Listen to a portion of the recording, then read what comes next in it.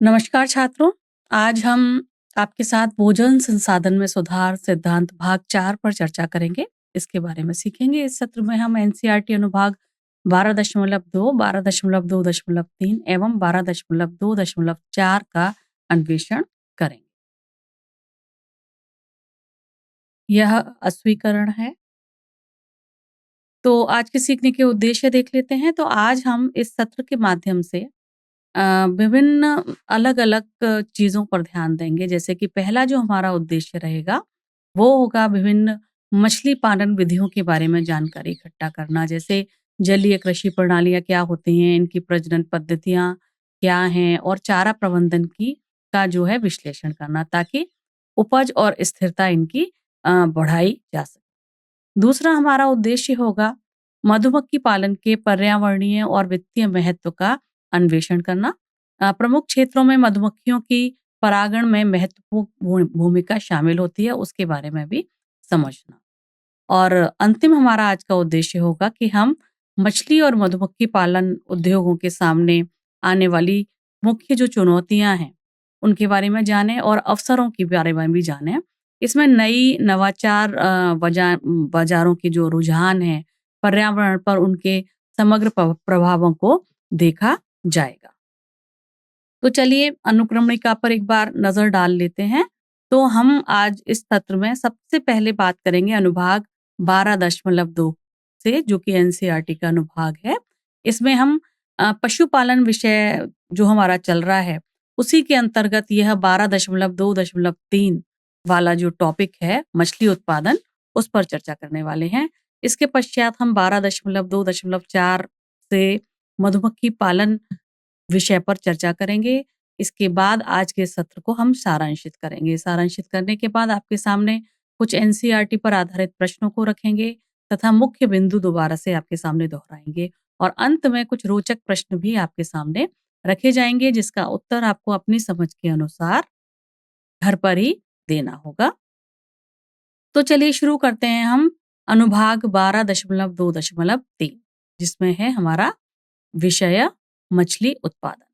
आपको पता है मछली मानव उपयोग के लिए एक बहुत अच्छा पशु प्रोटीन का स्रोत माना जाता है, जो काफी सस्ता भी होता है।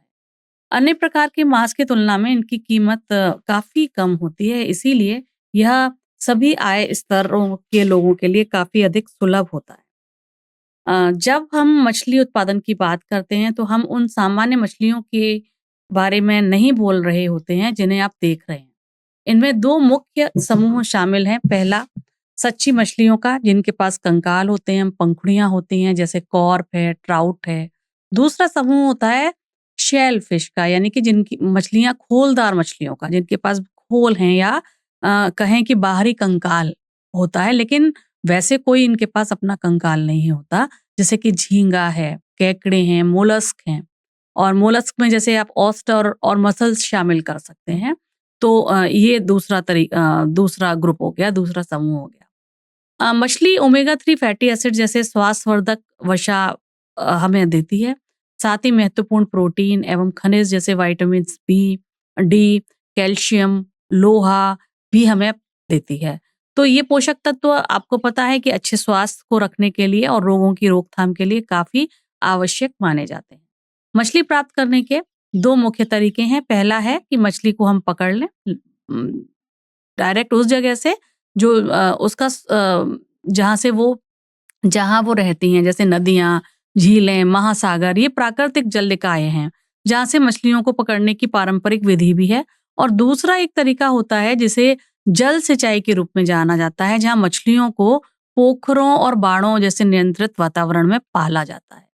तो मछली उत्पादन कई अलग-अलग स्थानों पर हो सकते हैं, क्योंकि मछलियाँ दोनों ही पानी में रहती हैं, यानी समुद्री पानी जिसे हम नमकीन पानी कहते हैं, वहाँ भी रहती हैं और मीठे पानी जैसे पारिस्थितिक तंत्रों में भी अपनी अनुकूलशीलता दिखाती हैं।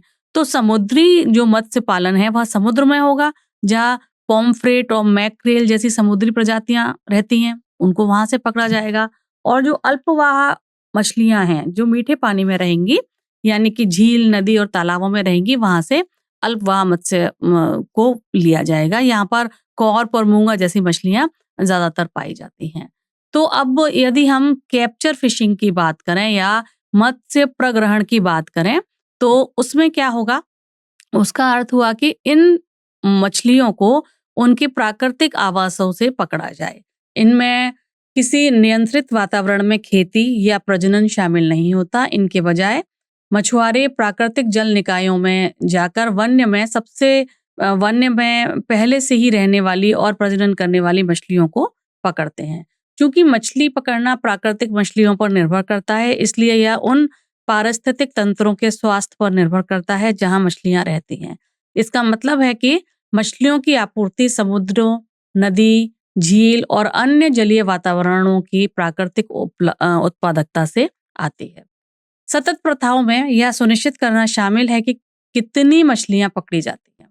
उन जालों का उपयोग करना जो अन्य प्रजातियों और उनके आवासों को नुकसान पहुंचाने से बचाते हैं और अधिक मछली पकड़ने को से रोकने के लिए नियम बनाना। तो इन प्रथाओं के बिना मछली का जो हम जिन मछलियों को इकट्ठा करेंगे वो खत्म हो सकती हैं और अगर हम लगातार उनको पकड़ते रहेंगे तो खत्म हो ही जाएगी और पूरा जो मछली पालन की प्रणाली है अंततः टूट जाएगी। तो इसीलिए मत्स्य प्रग्रहण जलीय वातावरणों की विविधता में होता है, जिसमें हम कह सकते हैं कि जो फ्रेश वाटर है या फिर जो समुद्री पानी है, मतलब नदी का पानी और समुद्री पानी दोनों ही शामिल हैं। इसमें महासागरों और समुद्रों में समुद्री मछली पकड़ना शामिल है, जहाँ पॉम्फ्रेट और मैक्रेल जैसी प्रजातियां पकड़ी जाती हैं। इनमें नदियां, झीलों, तालाबों, जलाशयों जैसे जो मीठे पानी के जो स्रोत हैं, उनमें अंतर्देशीय मछली पकड़ना भी शामिल है, जहां पर कॉर्प और मूंगा जैसी मछलियां पाई जाती हैं। चलिए फिर अब हम देखते हैं मछली प्राप्त करने के दूसरे और तरीके कौन से हैं। तो पहला है संस्कृति मछली पालन, या जिसे हम कहेंगे संवर्ध मत्स्यिकी। ठीक है, तो जो संवर्ध मत्स्यिकी है यह उस समय के शब्द के लिए है जब हम व्यावसायिक उद्देश्यों के लिए मछलियों को जानबूझकर जो है पालते हैं और उनको पैदा करते हैं। तो प्रकृति द्वारा प्रदान की गई चीज को सिर्फ पकड़ने की बजाय हम उनकी प्रक्रिया को नियंत्रित करते हैं। यह मछली उत्पादन के लिए एक अधिक आधुनिक और कुशल दृष्टिकोण होता है, जो हमें मछलियों और सेल मछलियों की उच्च मांग को पूरा करने की अनुमति देता है, बिना केवल जंगली आबादी पर निर्भर रहने की बजाय। तो मछली पालन में मछलियों को एक नियंत्रित वातावरण में पाला जाता है, उनको वहां उगाया जाता है, जैसे तालाब, टैंक और बड़े वाड़। इन वातावरणों में किसान पानी की गुणवत्ता का सावधानीपूर्वक प्रबंधन कर सकते हैं, मछलियों को विशिष्ट फीड प्रदान कर सकते हैं और उन्हें शिकारियों और बीमारियों से बचा भी सकते हैं। तो यह जो मछली पालन है, संवर्ध मछली पालन है, इसको कई अलग-अलग जलीय वातावरणों के अनुकूल भी बनाया जा सकता है। जैसे कि अल्पावस्था में पानी के स्थान जैसे तालाब है, झील है, नदियां हैं, उनमें मीठे पानी की खेती हो। जहाँ मीठे पानी की जो प्रजातियां हैं जैसे कि कॉर्प इत्यादि मछलियां, उनको वहां पर उगाया जा सके या उनको बढ़ाया जा सके, उनका प्रजनन करा के उनकी संख्या बढ़ाई जा सके। जबकि जो समुद्री खेती जिसे हम मैरीकल्चर भी कहते हैं, वहां पर क्या होगा? वहां पे समुद्र और महासागर जैसा नमकीन पानी का वातावरण होगा और इसका उपयोग झींगा, मसल्स और उच्च मूल्य की समुद्री मछली की प्रजातियों को उगाने के लिए किया जाएगा। तो मछली पालन के सबसे बड़े फायदे यह हैं कि यह मछली की बहुत विश्वसनीय और सुसंगत आपूर्ति प्रदान करता है। उसके विपरीत जहां उछाल, मौसम, पर्यावरणीय परिवर्तन या अत्यधिक मछली पकड़ने के कारण अस्थिरता हो सकती है। वहीं यह जो संवर्ध मत्स्यिकी है, वह एक स्थिर और भविष्यवाणी कह सकते हैं करने योग्य एक मतलब कितनी मछलियां हम पैदा करेंगे, इस चीज की भविष्यवाणी करने योग्य फसल यह सुनिश्चित कर सकते हैं। तो चलिए अब हम मछली उत्पादन के महत्व और लाभों के बारे में चर्चा कर लेते हैं। तो सबसे पहली बात जो हमने पहले भी कही कि मछली उत्पादन से हमें बहुत अच्छी मात्रा में प्रोटीन मिल सकता है और जो पशु का प्रोटीन का यह एक स्थायी स्रोत माना जाता है। जब हम पारंपरिक रूप से मछली पकड़ते हैं तो अत्यधिक मछली पकड़ने की जो स्थिति हो सकती है कभी-कभी, इसको जो है रोकने के लिए हम एक्वाकल्चर करते हैं, यानी कि जल संवर्धन के द्वारा मछलियों की एक निरंतर और नियंत्रित आपूर्ति की अनुमति दे देते हैं, ताकि हमें जो है लगातार मछलियाँ मिलती रहें और जो पर्यावरण में पाई जाने वाली मछलियाँ हैं, उन पर दबाव कम हो जाए, उनकी संख्या कम ना हो। तो जो इसलिए मछली उत्पादन ज़रूरी है, क्योंकि इनसे हमें प्रोटीन मिलता है, तो इनको हमें इस तरीके से ग्रो करना पड़ेगा।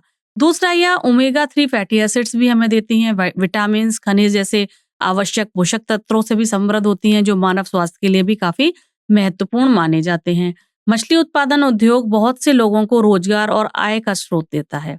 यह पारंपरिक मछुआरों के की जो जीविका है उसका समर्थन करता है, जो मछली पकड़ने के काम में लगे होते हैं। साथ ही वृद्धिशील मत्स्य पालन उद्योग में काम करने वाले अनेक लोगों का भी यह सहयोग करता है, उनकी आजीविका बढ़ाने के लिए काम आता है। मछली जो उत्पादन है, वह भोजन का एक अविश्वसनीय और सुलभ स्रोत प्राप्त करने में एक महत्वपूर्ण भूमिका निभाता है। इसीलिए नियंत्रित परिवेश में मछलियों की खेती करने की क्षमता भोजन की आपूर्ति को स्थिर बनाने में मदद करती है, जिससे यह प्राकृतिक संसाधनों की अनिश्चितता के प्रति कम संवेदनशील हो जाती है। चलिए, अब हम समुद्री मत्स्य पालन की ओर अपना ध्यान केंद्र करते हैं। आपको पता है कि जो भारत में समुद्री जो तटीय रेखा है, वह 7,500 किलोमीटर तक फैली हुई है और कई गहरे समुद्रों तक यह जाती है।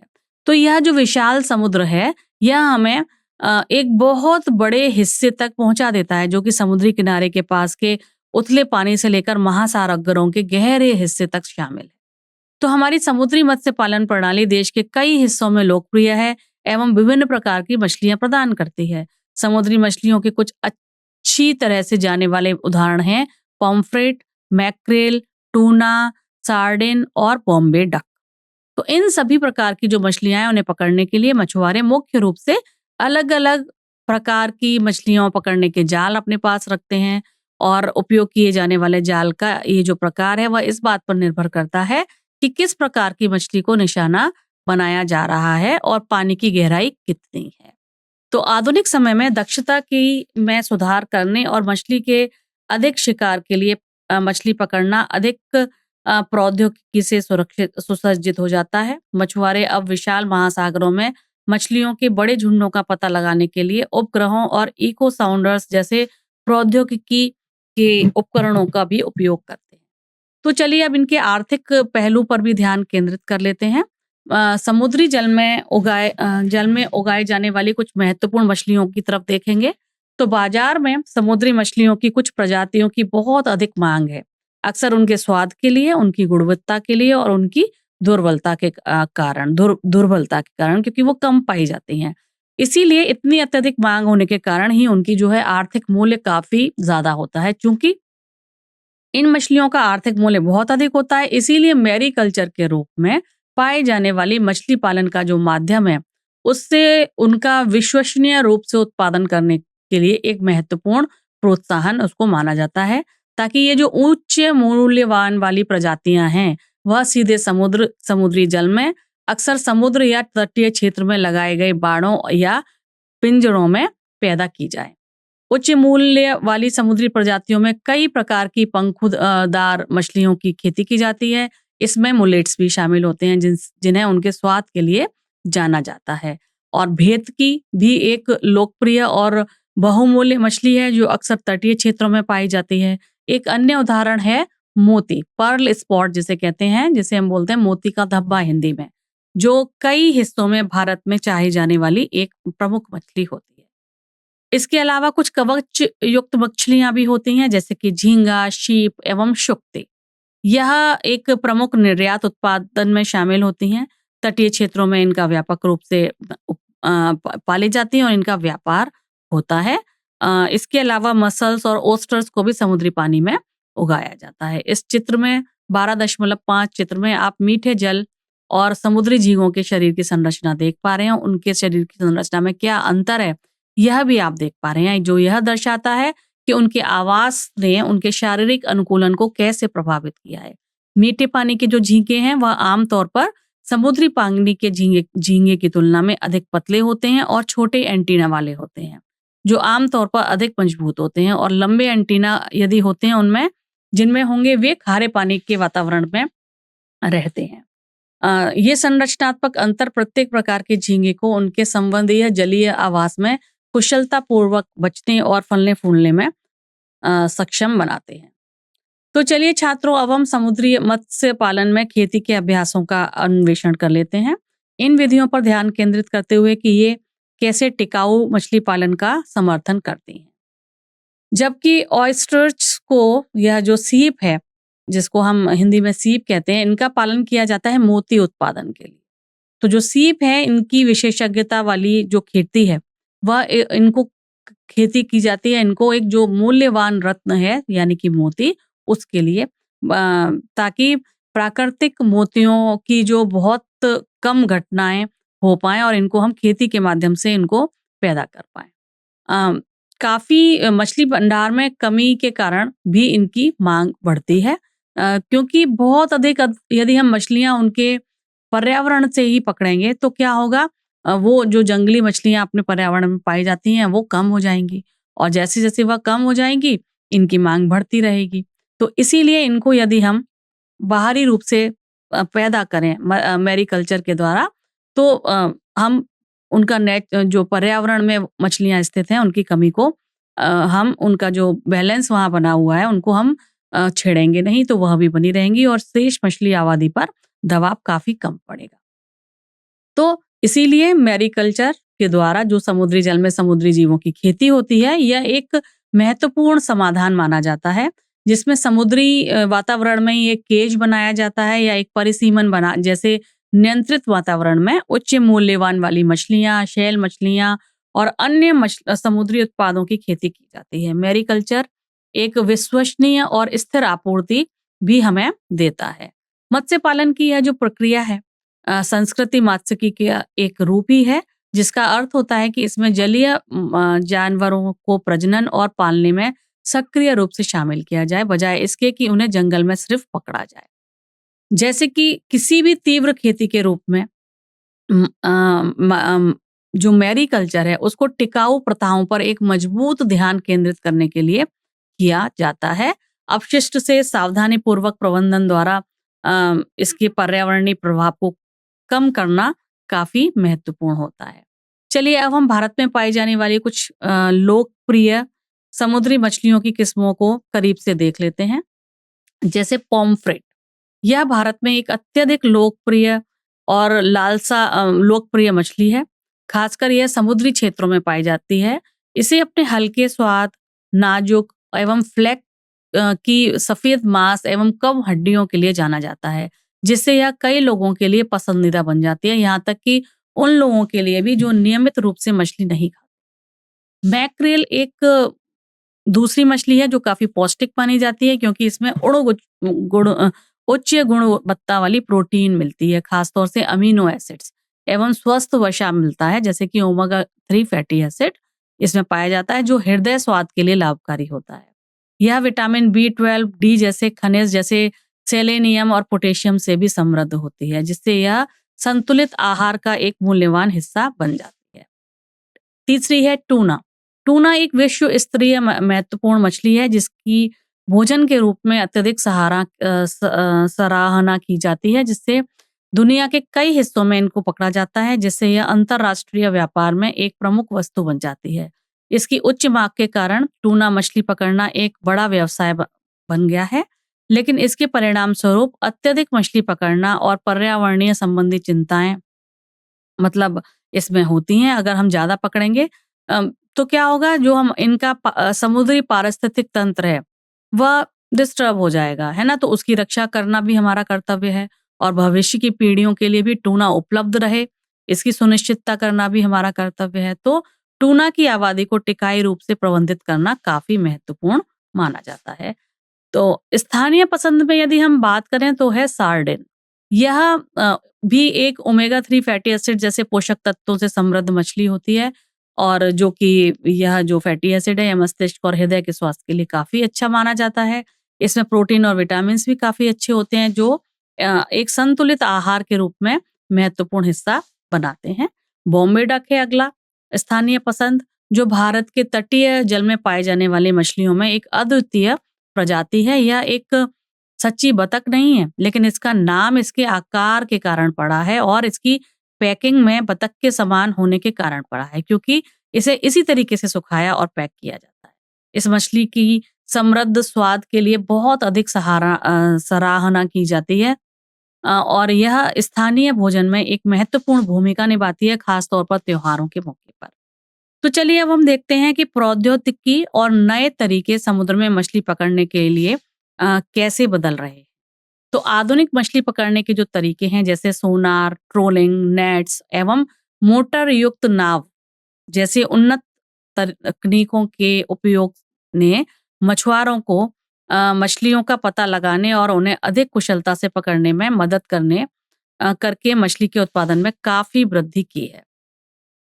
उपग्रहों का उपयोग मछलियों के झुंड का पता लगाने के लिए किया जाता है, जो महासागर की सतह की छवियां लेकर करते हैं, जिससे उन क्षेत्रों की पहचान करने में मदद मिलती है जहां मछलियां बड़े समूहों में इकट्ठी होती हैं, जिन्हें मछली के झुंड कहा जाता है। यह तकनीक मछुआरों और समुद्री वैज्ञानिकों को मछलियों के स्थान को अधिक कुशलतापूर्वक और टिकाऊ तरीके से पता लगाने में मदद करती है। इको साउंडर एक चीज होती है, विशेष रूप से इसका समुद्री अध्ययनों में उपयोग किया जाता है। ये एक विशेष प्रकार का उपकरण है जिसका उपयोग पानी में ध्वनि तरंगें भेजकर मछलियों की उपस्थिति को पता लगाना होता है। जब ये ध्वनि तरंगें मछली जैसी किसी वस्तु से टकराती हैं तो वे वापस उछलती हैं और उपकरण द्वारा पकड़ी जाती हैं, जिससे वैज्ञानिक यह मछलियों का स्थान पता लगा देते हैं बिना उनको पकड़े हुए। तो चलिए अब हम अपना ध्यान आंतरिक मत्स्य क्षेत्रों की ओर केंद्रित कर लेते हैं। तो सबसे पहले हम ताजा पानी के संसाधनों पर चर्चा करेंगे। तो जो ताजा पानी के स्रोत हैं, जैसे कि नहरें, तालाब, जलाशय, नदियां, ये ताजा पानी के स्रोत हैं। नहरें आपको पता है मानव निर्मित चैनल होते हैं जो पानी ले जाने का काम करती हैं और मछलियों का भी समर्थन करती हैं। तालाब छोटे जल निकाय हैं, इनमें भी मछलियों का प्रबंधन आसान है। जलाशय भी मानव निर्मित झीलें होती हैं जहां पर मछली उत्पादन आसानी से किया जाता है, जबकि जो नदियां हैं ये प्राकृतिक स्रोत हैं जहां बहते हुए जलमार्ग में कई मछलियों की प्रजातियां रहती हैं। यदि हम खारे पानी की बात करें तो खारे पानी वो होता है, पानी के संसाधन वो हैं जहां पर मीठे और खारे पानी का मिश्रण होता है, यानी कि जिसकी लवणता मीठे पानी और समुद्री पानी के बीच की होगी, यानी कि 0.5% से लेके 3% के आसपास होगी। अब हम इस प्रकार के पानी के संसाधनों के बारे में चर्चा कर लेते हैं। तो ज्वारन, दिनमुख और लैगून ये दो ऐसे क्षेत्र हैं जहां समुद्री जल और मीठा पानी मिश्रित होता है, जिससे खारे और मीठे पानी के मिश्रण वाला एक अद्वितीय वातावरण बनता है। ये क्षेत्र जैसे नदियां और समुद्र के मिलने के स्थान पर पाए जाने वाले ज्वारा दिनमुख में लवणता का स्तर अलग अलग होता है, जो इन बदलती हुई परिस्थितियों के अनुकूल विकसित पौधों और जानवरों की विस्तृत श्रृंखला का समर्थन करता है। ये जो जगह हैं यानी लैगून, ये महत्वपूर्ण मछली भंडार के रूप में कार्य करते हैं। इन अंतर्देशीय जल निकायों में मछली पकड़ना भी महत्वपूर्ण होता है, लेकिन इनमें समुद्री मछली पकड़ने से एक महत्वपूर्ण अंतर होता है। अंतर्देशीय जल में मछली पकड़ने से प्राप्त उपज बहुत अधिक नहीं होती। चूंकि कैप्चर फिशिंग से प्राप्त उपज पर्याप्त नहीं होती, इसलिए आंतरिक जलीय क्षेत्र से प्राप्त अधिकांश मछलियां एक्वाकल्चर के माध्यम से उत्पादित की जाती हैं। इस विधि में कार्प, कैटफिश एवं अन्य मछलियों को जानबूझकर पोखरों और टैंकों जैसे नियंत्रित वातावरण में पाला जाता है और उगाया जाता है। तो चलिए अब हम अंतर्देशीय मछली पालन के उपयोग किए जाने वाले कुछ विशिष्ट तरीके समझ लेते हैं। सबसे पहला है तरीका एकीकृत मछली पालन। यह प्रणाली संसाधन उपयोग और उत्पादकता में सुधार करती है। इसमें अक्सर फसलों या पशुधन के साथ पॉन्ड भी शामिल होते हैं। मछली पालन और धान की फसलों का संयोजन इनमें किया जाता है, जिसे हम एकीकृत मछली पालन प्रणाली कहते हैं। इसमें मछलियों को धान उगाए जाने वाले खेतों में उनके साथ रखा जाता है। इस पद्धति में धान और मछली दोनों ही उगती हैं और दोनों के खेत के रूप में यह जगह जानी जाती है। मछलियां वहां पर कीड़ों को खा लेती हैं, खरपतवारों को और पानी में मौजूदा जैविक पदार्थों का भोजन करती हैं, जिससे रासायनिक कीटनाशक और उर्वरक डालने की ज़रूरत बहुत कम पड़ती है। मछलियाँ धान के खेतों में पानी के अंदर उगती हैं क्योंकि धान के खेतों में जल स्थिर रहता है, जो मछली के रहने के लिए, उसके खाने के लिए, उसके प्रजनन के लिए उपयुक्त आवास प्रदान करता है। यह प्रथा अक्सर एकीकृत खेती प्रणाली का हिस्सा होती है, जहाँ मछलियों को धान की खेती के साथ पाला जाता है, जिससे कीटों का नियंत्रण करने में इनकी मदद होती है, मिट्टी की उर्वरता में सुधार लाने में एवं अतिरिक्त खाद्य स्रोत प्राप्त करने में भी इनकी मदद होती है। सभी कार्य एक ही जल संसाधन का कुशलतापूर्वक इसमें उपयोग करते हैं। तो गहन मत्स्य पालन एक नियंत्रित वातावरण में मछलियों को उगाने की एक विधि है, जिसमें उच्च स्टॉकिंग घनत्व के साथ मछलियों को नियमित रूप से खिलाया जाता है और उनकी निगरानी की जाती है ताकि वृद्धि और उत्पादन को अधिकतम किया जा सके। अक्सर तालाबों और टैंकों में उन्नत तकनीक का उपयोग करके मछलियों के स्वस्थ और उच्च उपज के लिए इष्टतम परिस्थितियां इनके लिए सुनिश्चित की जाती हैं। समग्र मत्स्य संवर्धन प्रणालियों में मत्स्य उत्पादन को अधिकतम करने के लिए अधिक गहन प्रथाओं का उपयोग किया जाता है, जो अलग अलग मत्स्य प्रजातियों को एक साथ जोड़कर किया जाता है, जिनकी फीडिंग आदतें पूरक होती हैं, जैसे कि एक प्रजाति सतह पर रहती है और दूसरी मध्य में रहती है और तीसरी जल के तल पर रहती है। तो जलीय कृषि में स्थानीय और आयातित मछली प्रजातियों के उपयोग से मछली उत्पादन के स्रोतों को विविध बनाने में मदद मिलती है, जिससे खाद्य सुरक्षा और मछुआरों के लिए आर्थिक अवसर बढ़ जाते हैं। स्थानीय प्रजातियां अक्सर स्थानीय वातावरण के लिए बेहतर ढंग से अनुकूलित होती हैं, जिससे वे अधिक टिकाऊ और प्रबंधन में आसान होती हैं, जबकि आयातित प्रजातियां नए विकास दर और उपज ला सकती हैं। अब हम अपनी अंतर्देशीय मत्स्य पालन पर अपनी चर्चा जारी रखेंगे और इसमें हम प्रजाति चयन के बारे में बात करेंगे, जो कि मिश्रित मछली संवर्धन प्रणाली का एक तरीका है। तो इस तरीके में एक समग्र मत्स्य संवर्धन प्रणाली होती है, यानी कि मत्स्यों या मछलियों के विभिन्न प्रकारों को बहुत सावधानी पूर्वक इस प्रणाली में चुना जाता है। इसका उद्देश्य ऐसी प्रजातियों को चुनकर भोजन के लिए प्रतिस्पर्धा से बचाना है, जो तालाब के विभिन्न हिस्सों को खाना पसंद करती हैं या विभिन्न प्रकार के भोजन को खाती हैं। चुनी गई मछली प्रजातियां विशेष रूप से इसलिए चुनी जाती हैं क्योंकि उनकी खाद्य आदतें अलग अलग हैं। यानी कि कुछ प्रजातियां शैवाल और कीड़ों को खाएंगी, जो ऊपर के हिस्से पर तैरती रहेंगी, जबकि जो अन्य हैं वह नीचे की तरफ इकट्ठा होकर छोटे जीव या पौधों को खाएंगी। अब हम कंपोजिट मछली संवर्धन प्रणाली में भोजन के उपयोग पर चर्चा कर लेते हैं। तो जो केटला है वह सतही भक्षी के रूप में जानी जाती है, क्योंकि यह छोटे छोटे कीड़ों को और छोटे छोटे पौधों को खाना पसंद करती है। रोहू मछली जो है वह मध्य क्षेत्र में भोजन करती है, तो क्योंकि यह मध्य क्षेत्र में पाए जाने वाले जितने भी कीट लार्वा जैसे छोटे जलीय जीव होते हैं उनको खाना पसंद करती है। तीसरी है मृगल और कॉमन कॉर्प, यह तल में पाई जाती है क्योंकि यह तल नदी और बाकी जल निकायों के तल में पाए जाने वाले जीवों एवं कणों को खाना पसंद करती है। एक होती है ग्रास कॉर्प जो कि खरपतवार खाती है, तो यह जल निकायों में उनके विकास को नियंत्रित करने में मदद करती है और पारिस्थितिक तंत्र में संतुलन बनाए रखती है। इस प्रणाली का मुख्य उद्देश्य उच्च दक्षता और अधिकतम उपज प्राप्त करना होता है। ठीक है, तो किसान तालाब के अलग अलग स्तरों पर खाने वाली मछलियों को चुनकर यह सुनिश्चित करते हैं कि भोजन एक ही क्षेत्र में केंद्रित ना हो। आप यहाँ विभिन्न मछलियां देख सकते हैं जिन्हें एक मिश्रित मछली संवर्धन प्रणाली में उगाया जा सकता है। चलिए, तो अब हम अंतर्देशीय मत्स्य पालन के बारे में और थोड़ी बात कर लेते हैं। तो जबकि समग्र मछली संवर्धन अधिकतम मछली उपज प्राप्त करने के लिए एक बहुत प्रभावी तरीका है, लेकिन इसके बिना अपनी चुनौतियां नहीं हैं। यानी हम इस प्रणाली को लागू करने का प्रयास करते समय किसानों के सामने आने वाली कुछ समस्याओं को देखते हैं। समग्र मछली संवर्धन की समस्याओं में से एक यह है कि कई मछली प्रजातियां, विशेष रूप से भारत की स्थानीय प्रजातियां, केवल मानसून के दौरान ही प्राकृतिक रूप से प्रजनन करती हैं।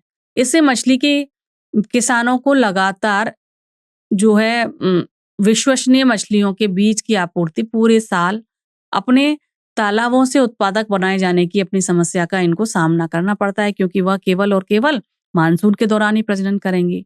तो भले ही किसान नदियाँ, झील जैसे प्राकृतिक स्रोतों से मछली के बीज इकट्ठा कर लें, फिर भी एक और बड़ी समस्या यह है कि जंगल से इकट्ठा किए गए ये जो बीज हैं, अक्सर अन्य कम वांछनीय प्रजातियों के बीज, यहाँ तक कि शिकारी मछलियों के भी बीजों के साथ यह मिश्रित हो जाते हैं। तो काफ़ी दिक्कत होती है। इसीलिए प्रजनन और संग्रहण की समस्या मिलकर एक बड़ी समस्या इस तरीके से पैदा हो सकती है। इसीलिए अच्छी गुणवत्ता वाली शुद्ध मछली के बीज की जो है विश्वसनीय आपूर्ति में काफ़ी कमी आ जाती है। तो बिना अच्छी गुणवत्ता वाले बीज के किसान जो है वह एक कुशल समग्र संस्कृति के लिए आवश्यक विशिष्ट प्रजातियों के साथ अपने तालाबों को ठीक से स्टॉक नहीं कर पाता। तो इन प्रजनन चुनौतियों को दूर करने के लिए ही वैज्ञानिकों ने एक समाधान विकसित किया, जिसे हम कहते हैं हार्मोनल प्रेरणा। इस विधि में किसान मछलियों को किसी भी समय वर्षा के मौसम के अलावा भी तालाब में प्रजनन करने के लिए हार्मोन के इंजेक्शन के द्वारा पैदा कर सकते हैं। तो हमने समग्र मछली संवर्धन के लिए मछली के बीज की विश्वसनीय आपूर्ति प्राप्त करने वाली चुनौतियों के बारे में भी बात कर ली। तो अब संयुक्त मछली संवर्धन के लिए जो सबसे बड़ी समस्या थी, शुद्ध मछली के बीज की कमी जो थी, क्योंकि ये हमने बात कर ली, क्योंकि नदी और प्राकृतिक जगह से उन्हें इकट्ठा करने में, बीज इकट्ठा करने में कई बार क्या होता था, अवांछित जो प्रजातियां हैं उनके बीजों के साथ वो मिक्स हो जाते थे, तो बहुत दिक्कत होती थी। इसीलिए जो नई प्रजनन तरीका था हार्मोनल वाला, हार्मोन इंजेक्शंस क्या करते थे, उन्हें किसी भी मौसम में अदर देन वर्षा के मौसम में भी वह नियंत्रित वातावरण देके मछली के बीजों को पैदा कर लेते थे। तो इस समस्या का हल इसके द्वारा हार्मोनल इंजेक्शन के द्वारा वैज्ञानिकों ने किया। एक अन्य चुनौती भी इसमें आई कि प्राकृतिक रूप से जो पैदा हुई मछली होती हैं, वह मौसमी व अनियमित उपलब्धता थी इनकी, जिससे किसानों को अपने उत्पादक की योजना बनाना काफ़ी मुश्किल होता था। तो इसीलिए उन्होंने, जैसा कि मैंने अभी आपको बताया, हार्मोनल उत्तेजना का उपयोग करके मछलियों को नियंत्रित पारिस्थितिक वातावरण में भी किसी भी समय प्रजनन के लिए उन्होंने प्रेरित किसान अब कर सकते हैं। यह वैज्ञानिक विधि थी। चलिए अब हम गतिविधि 12.5 पर ध्यान दे लेते हैं। इस गतिविधि में हमें मछली प्रजनन के मौसम में एक मछली फार्म पर जाना है और निम्नलिखित बातों को ध्यान से गौर करना है।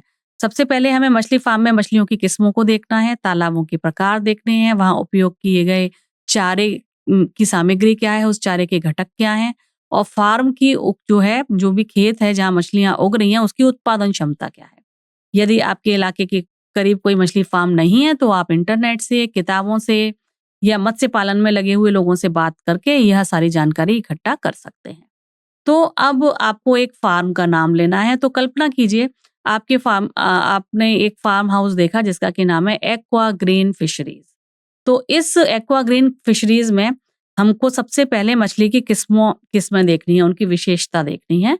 तो इसमें हमने देखा कि वहाँ पे टिलापिया नामक जो है विभिन्न प्रकार की जल परिस्थितियों को सहन करने वाली विशेष प्रकार की मछलियां आपने देखी, जिन्हें अपनी तीव्र वृद्धि और विभिन्न वातावरणों के अनुकूल बनाया जाता है। इन जगहों पर ये इनकी विशेषता होती है। दूसरी है कैटफिश, जो किस लिए जानी जाती है, अपनी उच्च उपज के लिए जानी जाती है और विभिन्न जल परिस्थितियों के प्रति सहनशीलता के लिए भी यह काफी लोकप्रिय है। ये काफी मजबूत मछलियां होती हैं जो कम ऑक्सीजन वाले पानी और अलग अलग तापमान के परिवर्तन में भी जीवित रह सकती हैं, जिससे किसान के लिए यह एक विश्वसनीय विकल्प बन जाती हैं। तीसरी है ट्राउट।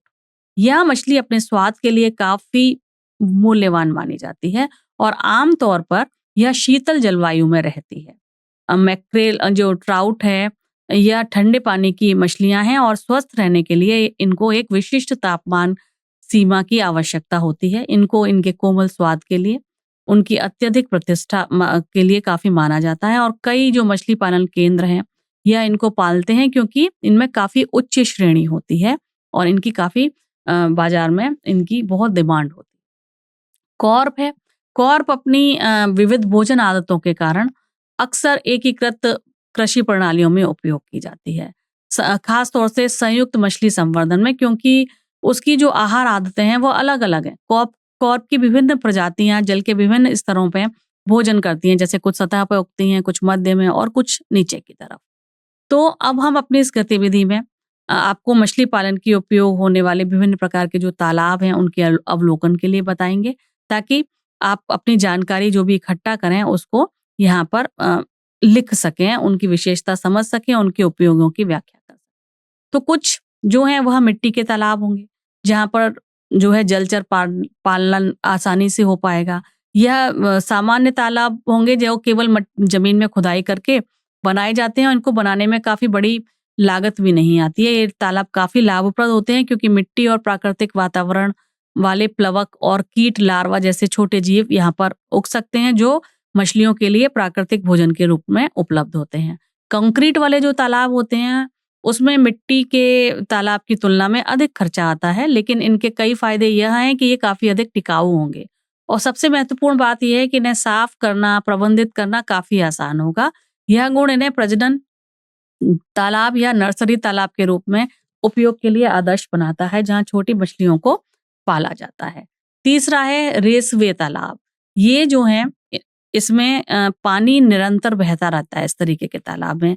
यह निरंतर पानी की गति जो होती है उसके कारण अच्छी तरह से इनमें ऑक्सीजन मिल जाती है, और जो कि ट्राउट जैसी कुछ प्रजातियाँ होती हैं जो मछली की, उनके विकास के लिए ज़रूरी होता है, जिन्हें विकसित होने के लिए उच्च ऑक्सीजन की आवश्यकता होती है। तो ये जो बहता हुआ पानी है, अवशिष्ट को बाहर धकेलने में भी काफ़ी मदद करता है, जिससे मछलियों के लिए एक स्वस्थ और स्वास्थ्यप्रद वातावरण बना रहता है। अगला है पिंजड़ा प्रणाली, जिसमें जाल से घिरी हुई कुछ संरचनाएँ होती हैं, जो मौजूदा जल निकायों जैसे झील या समुद्र के भीतर रखी जाती हैं। यह जो जाल प्रणाली है, यह जल की स्वतंत्र गति की अनुमति देती है, जिससे जल को ताज़ा एवं ऑक्सीजन युक्त बने रखने में मदद मिलती है। चूँकि इन्हें खोदने या नए तालाब बनाए रखने की आवश्यकता इस केस में नहीं होती, इसीलिए इनका उपयोग अक्सर बड़े पैमाने पर मत्स्य पालन के लिए किया जाता है। तो चलिए, आपने मछली फार्म हाउस का दौरा किया, उसमें आपको पता लगाने के लिए कहा गया कि मछलियों को क्या खिलाया जा रहा है। यहाँ मछली पालन में आम तौर पर उपयोग किए जाने वाले विभिन्न चारा घटकों के बारे में भी कुछ आपकी जानकारी दी जा रही है, जैसे पेलेट्स चारा होता है। ये जो पेलेट्स चारा है, यह अधिकांश प्रजातियों के लिए उपयोग में लाते हैं, जो कि फिश मील, अनाज, विटामिन और खनिजों से मिलकर बना होता है। इस चारे में उच्च गुणवत्ता वाले प्रोटीन का पदार्थ होता है, कार्बोहाइड्रेट के लिए अनाज होता है और आवश्यक विटामिन और खनिज जैसी सामग्री मिली होती है। क्योंकि मछली के आहार की कीमत बहुत अधिक होती है, इसीलिए इसकी आपूर्ति सीमित होती है। कई मछली पालन फार्म सोयाबीन के आहार का उपयोग एक लागत प्रभावी विकल्प के रूप में करते हैं। सोयाबीन का जो आहार है, वह एक प्रोटीन समृद्ध आहार माना जाता है और पौधे पर आधारित आहार माना जाता है, जो आसानी से उपलब्ध होता है और चारे की कुल लागत को कम करने में यह काफ़ी मदद करता है। दूसरा है गेहूँ की भूसी। तो जो गेहूँ की भूसी है, उसको भी मछली के चारे के रूप में इस्तेमाल किया जाता है। गेहूँ के दाने की जो बाहरी परत है, उसमें कुछ बहुत ही अच्छे कार्बोहाइड्रेट सोर्स होते हैं, जो मछली के आहार में पूरक के रूप में उपयोग किए जाते हैं। जलीय पौधे और शैवाल की यदि हम बात करें, तो यह भी एक अच्छे आहार के रूप में माना जाता है, क्योंकि मछलियों कार्प जैसी जो मछलियाँ हैं, उनके लिए प्राकृतिक खाद्य स्रोत के रूप में काम करेगा, क्योंकि यह खाद्य श्रृंखला में निचले स्तर पर भोजन करती हैं। तो मछली पालन मछलियों के लिए तालाब जैसे वातावरण को प्रबंधित करता है, ताकि ये प्राकृतिक भोजन भी मछलियों को मिल सके। तो यदि हम उत्पादन की बात करें, तो वार्षिक उत्पादन जो है, उसमें एक्वा ब्लू फिशरीज जो हमारी फिशरीज ये जो फार्म था, इसमें अगर हम वार्षिक उत्पादन की बात करें, तो यहाँ पर यह संख्या प्रति वर्ष 200 मीट्रिक टन के आसपास हो सकती है। यह संख्या उस पूरे वर्ष में फार्म द्वारा उत्पादित कुल मछली की संख्या है। ऑपरेशन के पैमाने और स्थानीय खाद्य आपूर्ति और अर्थव्यवस्था में इसके योगदान का यह एक अच्छा संकेत मानी जाती है। इस उत्पादन में उच्च स्तर को प्राप्त करने के लिए मछली पालन के फार्म अक्सर अपने संचालन को समायोजित करते हैं ताकि प्राकृतिक परिस्थितियों का अधिकतम लाभ उठाया जा सके। उदाहरण के लिए एक्वा ब्लू फिशरीज वर्ष में 2 बार अपने शीर्ष प्रजनन कराता है। उपज को अधिकतम करने के लिए सर्वोत्तम पर्यावरणीय परिस्थितियों को वह देता है और उसका वह लाभ भी उठाता है।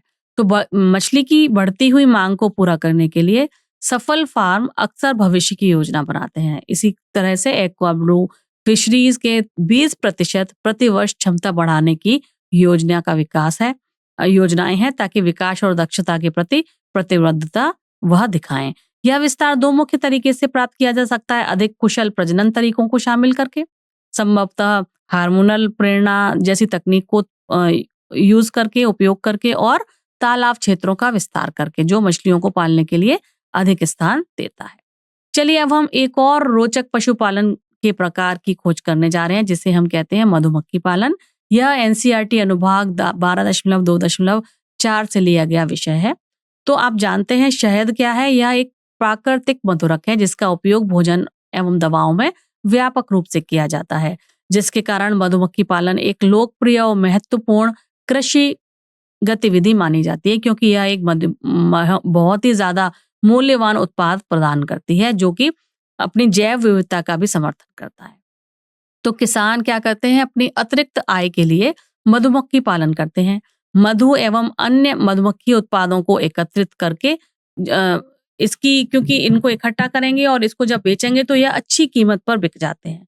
और यह जो मधुमक्खी पालन है यह परागण में भी मदद करती है, जो कि किसान के खेत की फसल को, उसकी उपज को बढ़ाने में मदद करती है और जैव विविधता भी लेकर आती है। तो मधुमक्खी पालन करने की सबसे अच्छी बातों में से एक यह है कि इसमें जो शुरुआती निवेश है, शुरुआती जो पैसा लगाना होता है वो बहुत ही कम लगाना होता है। मधुमक्खी पालन केवल एक ही चीज का उत्पादन नहीं करता, यह कई मूल्यवान चीजों का उत्पादन करता है। जैसे कि सबसे स्पष्ट उत्पाद तो मधु है ही, है ना, लेकिन इसके अलावा यह मोम भी पैदा करता है जो कि एक बहुत ही उपयोगी और मूल्यवान उत्पाद माना जाता है। मधुमक्खियों द्वारा जो मोम उत्पादित किया जाता है, इसको सेबों से बनाने में बहुत अधिक उपयोग होता है। इससे कई तरीके के उत्पाद बनाए जाते हैं जिसमें कई औषधियां भी हैं।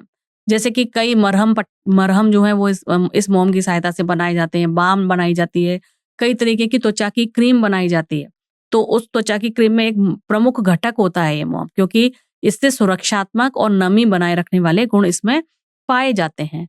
तो चलिए अब हम भारत में शहद बनाने के लिए उपयोग किए जाने वाली मधुमक्खियों के जो विभिन्न प्रकार हैं उनके बारे में बात कर लेते हैं। सबसे पहले जो स्थानीय मधुमक्खी है उसके बारे में बात करेंगे। तो एपिस सेरेना इंडिका यह भारतीय मधुमक्खी का नाम है, जो एक काफी लोकप्रिय मधुमक्खी है और शांत प्रजाति इसको माना जाता है, जिसे अक्सर मधुमक्खी घर में रखा जाता है। इसके अलावा एक दूसरी स्थानीय मधुमक्खी है जिसे हम बोलते हैं रॉक मधुमक्खी, या इसका नाम है ए डोरसोटा, जो बड़े और घुसे हुए घोंसले बनाती है। तीसरी है ए फ्लोरे, यह एक छोटी मधुमक्खी है जो कम मधु उत्पन्न करती है और ये छोटे छोटे घोंसलों में रहती है। ये स्थानीय मधुमक्खी पीढ़ियों से मधु का पारंपरिक स्रोत रही हैं। इसके अलावा एक इटालियन मधुमक्खी होती है जो इटली की मधुमक्खी की किस्म है।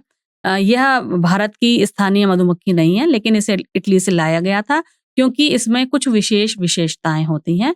इसका नाम है ए मेलिफेरा। ये इसमें व्यावसायिक मधुमक्खी पालन के लिए इसको काफी उपयुक्त माना जाता है, क्योंकि यह काफी ज्यादा मात्रा में मधु का उत्पादन करती है। जो शहद है उसका उत्पादन ये काफी ज्यादा मात्रा में करती है।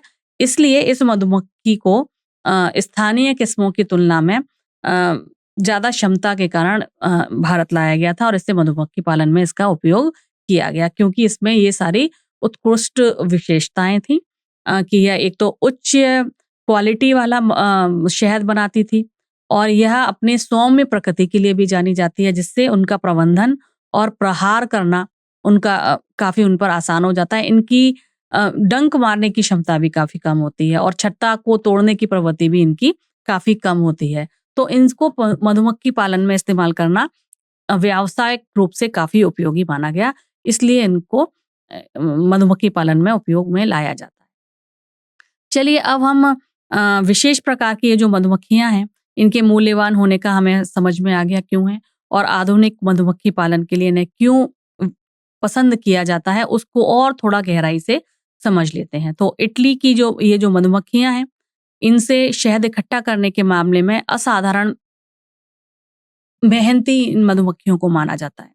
ये मधुमक्खियाँ बहुत मेहनत करके शहद इकट्ठा करती हैं। ये बहुत ही कुशल चारककारी होती हैं, जिसका मतलब हुआ कि वे फूलों से बड़ी मात्रा में शहद इकट्ठा कर सकती हैं और उसे शहद में परिवर्तित भी कर सकती हैं। इसके परिणाम स्वरूप क्या होता है, स्थानीय भारतीय किस्मों की तुलना में प्रति छत्ता शहद का जो उत्पादन है वो बहुत ज़्यादा होता है। व्यावसायिक मधुमक्खी पालकों के लिए यह उच्च उत्पादकता सीधे रूप से अधिक लाभ का अनुवाद करती है।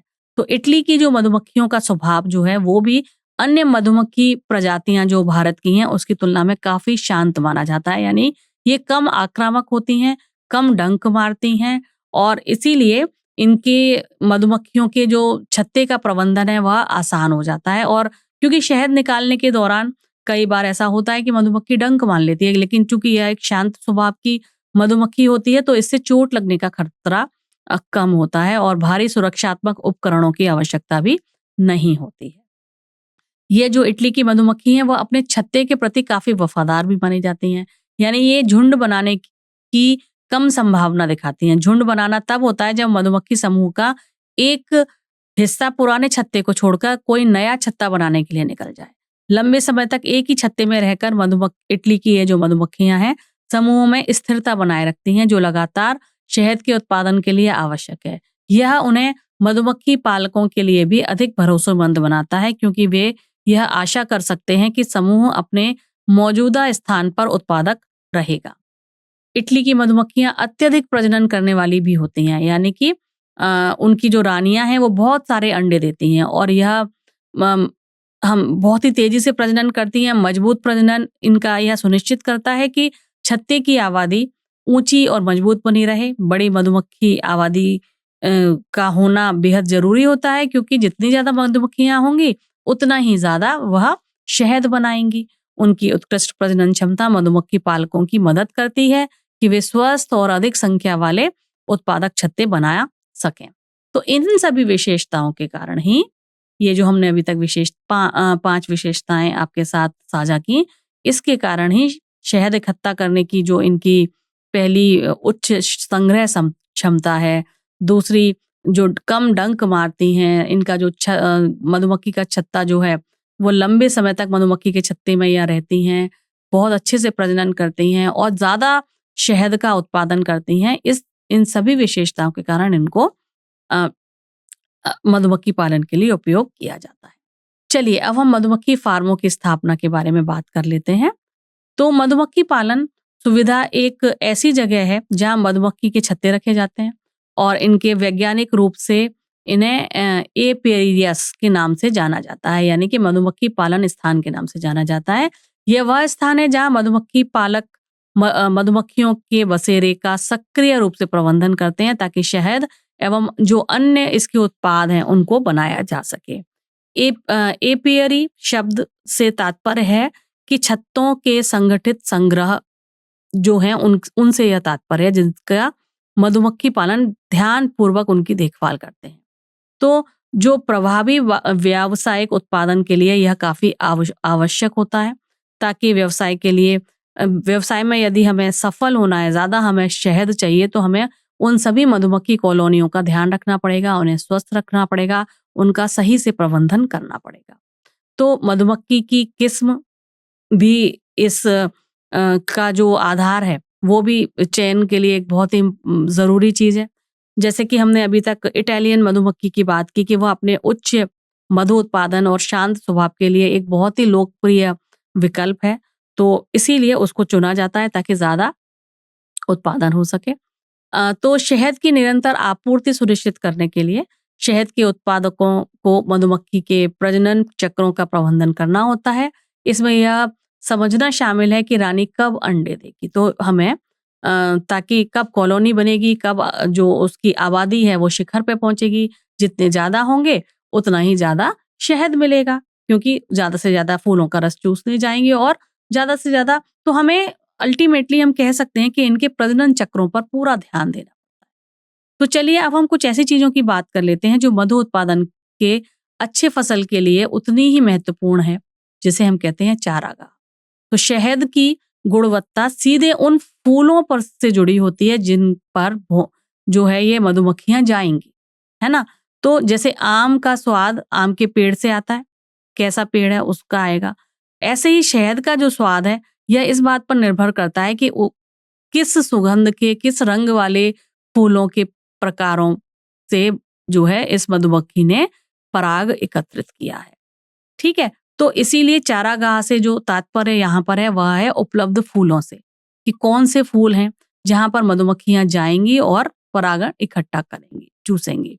तो किसी भी क्षेत्र में उन सभी जंगली फूलों, कभी-कभी जंगली फूलों से, अगर जंगल में है शहद का छत्ता तो वहां जंगली फूलों से इकट्ठा करेंगी। फसल में यदि कोई मधुमक्खी का छत्ता होगा, चारागाह होगा, तो वो अ, उस के आसपास जो भी फूल वाले पौधे होंगे उससे पराग इकट्ठा करेंगी। तो मधुमक्खियां इस पर डिपेंड करता है पूरी तरीके से कि वो कहाँ से पराग लेती हैं, क्योंकि मधुमक्खियां केवल मकरंद ही इकट्ठा नहीं करती, वे पराग भी इकट्ठा करती हैं। और चारागाह दोनों को प्रभावित कर सकता है। मकरंद क्या है? यह एक मीठा तरल है जो मधुमक्खियां मधु बनाने के लिए इकट्ठा करती हैं और उनका जो यह मुख्य ऊर्जा स्रोत भी होता है। दूसरी ओर वह पराग भी इकट्ठा करती हैं जो एक प्रोटीन से समृद्ध भोजन होता है, जिसे लार्वा को उसके विकास में सहायता करने के लिए दिया जाता है। तो यह दोनों चीजें इकट्ठा करती हैं। एक मधुमक्खी कॉलोनी के स्वस्थ और उत्पादक होने के लिए उसके भोजन खोजने की सीमा के भीतर पर्याप्त मात्रा में फूलों की आवश्यकता होती है।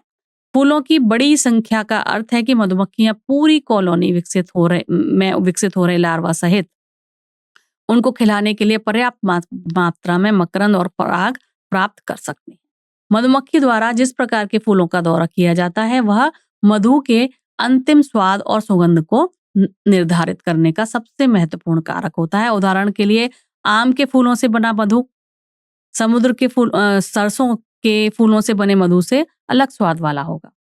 एक मधुमक्खी पालक कभी-कभी अपनी मधुमक्खियों को खिले हुए विशिष्ट फसलों के पास भी रखकर मधु के स्वाद को प्रभावित कर सकता है। इसीलिए कुछ जो शहद हैं उनको एक विशिष्ट फूल स्रोत के साथ लेबल किया जाता है।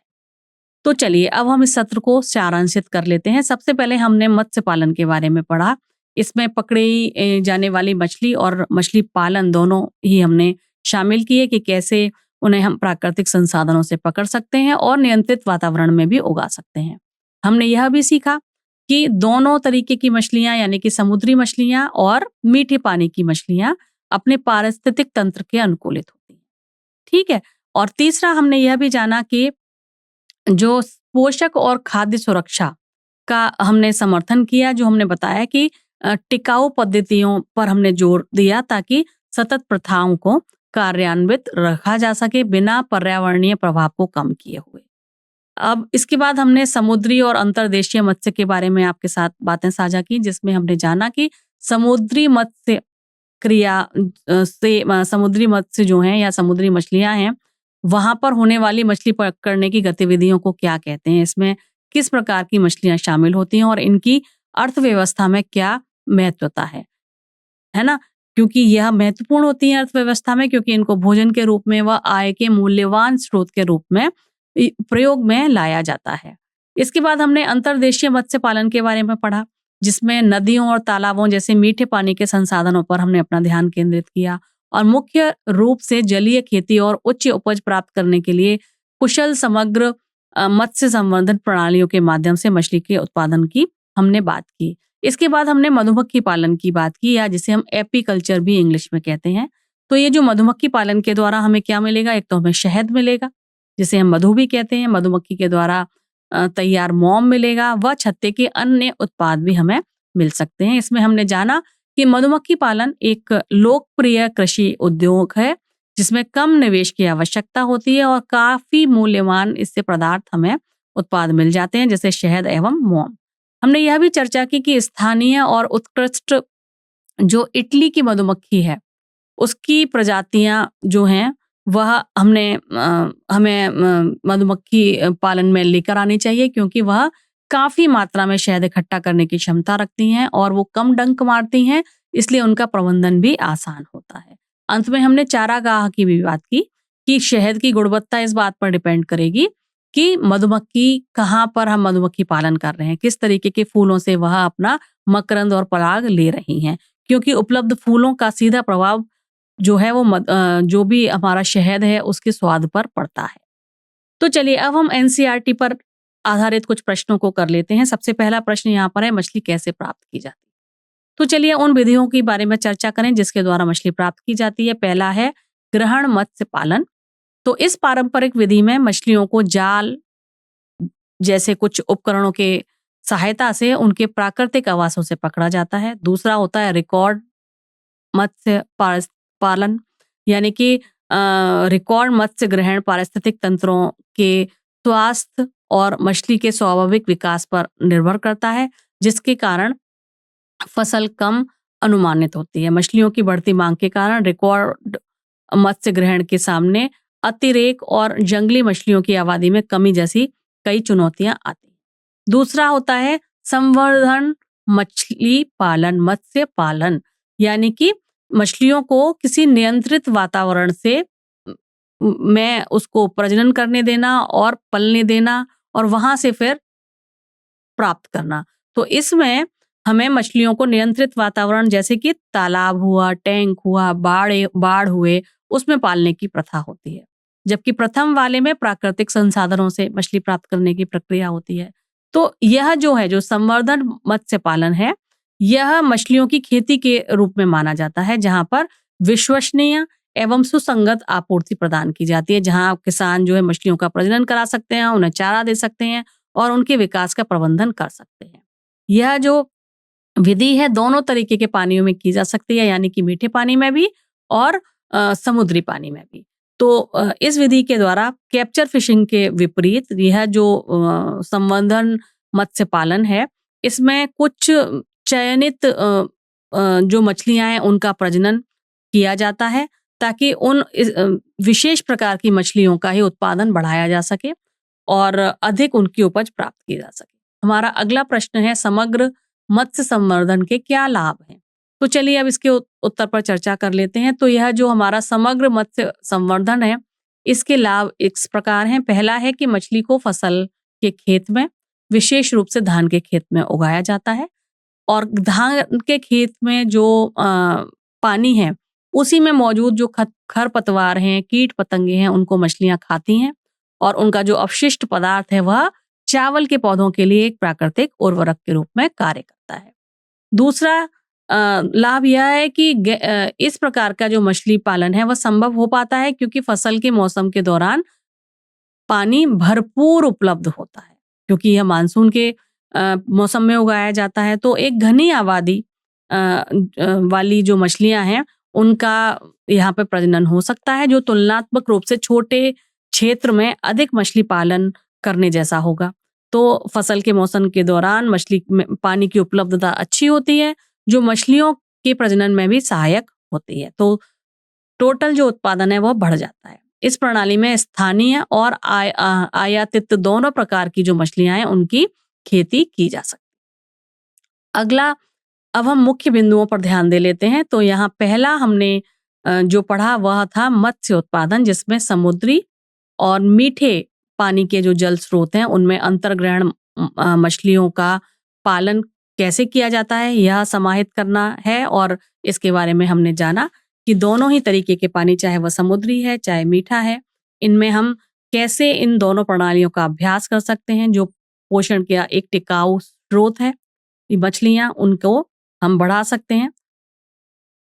दूसरा, हमने यह जाना कि मछली उत्पादन पोषण और खाद्य सुरक्षा का समर्थन यह मछली उत्पादन करता है, क्योंकि मछली एक बहुत अच्छा स्रोत होता है प्रोटीन का एवं कुछ अच्छे वाले वसा का। ठीक है, तो इसमें कुछ आवश्यक अमीनो एसिड्स होते हैं, कुछ बहुत अच्छे विटामिन जैसे कि विटामिन ए और डी होते हैं और कुछ लघु पोषक तत्व भी काफी अच्छे मात्रा में मछली में पाए जाते हैं। तो इनको हम एक बहुत अच्छा स्रोत, भोजन का स्रोत मानते हैं मानव के लिए। इसके अलावा हमने यह भी जाना कि समुद्री मत्स्य पालन में जो टूना और मैक्रेल जैसी जो आर्थिक रूप से मूल्यवान मछलियां हैं उनको हमें समुद्रों और झीलों में कैसे लक्षित करना होता है। अंतर्देशीय मत्स्य पालन जो कि नदियों और तालाबों जैसे मीठे पानी के पारिस्थितिक तंत्रों पर आधारित होता है, उसमें हमें कैसे मछलियों को ज़्यादा से ज़्यादा उनकी वृद्धि करानी है प्रजनन के द्वारा, और कैसे कई प्रजातियों को हमें संयोजित करना है उच्च उपज प्राप्त करने के लिए। हमने अंत में मधुमक्खी पालन के भी बारे में बात की, और मधुमक्खी पालन के द्वारा हम मधु और मोम दोनों प्राप्त कर सकते हैं, और यह एक कम निवेश वाला लोकप्रिय उद्यम होता है, यह भी हमने जाना। और यह स्थानीय मधुमक्खी की किस्में भी हमने जानी, और हमने उच्च उत्पादक वाली जो इटली की मधुमक्खी है, जिसे ए मेलिफेरा कहते हैं, उसका उपयोग क्यों ज्यादा किया जाता है इसके बारे में भी जाना। हमने जाना कि क्योंकि यह काफी ज्यादा मात्रा में शहद संग्रह करने की क्षमता रखती है, इसलिए इसको ही उपयोग में लाया जाता है। मधुमक्खी पालन में शहद की जो गुणवत्ता है, शहद का जो स्वाद है, वह पूरी तरीके से उसके चारागाह पर डिपेंड करता है, क्योंकि वहां जिस तरीके के फूलों से मकरंद और पराग लेगी मधुमक्खी, उसी तरीके की शहद की गुणवत्ता आएगी, यह भी हमने जाना। चलिए, तो अब एक दो रोचक प्रश्न आपके सामने रख देते हैं, जिनका उत्तर आपको अपनी समझ के अनुसार घर पर ही देना है। पहला प्रश्न है, पर्यावरणीय प्रभाव और स्थिरता के संबंध में आखेट मत्स्य और संवर्धन मत्स्य के तरीकों की तुलना कैसे की जा सकती है? दीर्घकालीन पारिस्थितिक संतुलन के लिए इन दोनों दृष्टिकोणों के बीच क्या लाभ और हानि है? दूसरा प्रश्न आपके सामने हम यह भी रखेंगे कि वैश्विक शहद उत्पादन प्रवृत्तियों में चारागाह की क्या भूमिका है, इसका विश्लेषण करिए। जलवायु परिवर्तन के कारण पुष्पी जैव विविधता में परिवर्तन भविष्य के शहद उत्पादन और मधुमक्खी पालन की लाभप्रदता को कैसे प्रभावित कर सकता है, इसके बारे में भी बताइए। तो यह दो रोचक प्रश्न हैं, इनके बारे में आप सोचिए और फिर घर पर इसका अभ्यास करिए। तो इस सत्र के लिए इतना ही। अगले कुछ नए टॉपिक्स के साथ अगले सत्र में आपके साथ मुलाकात होगी। तब तक के लिए आपका बहुत बहुत धन्यवाद।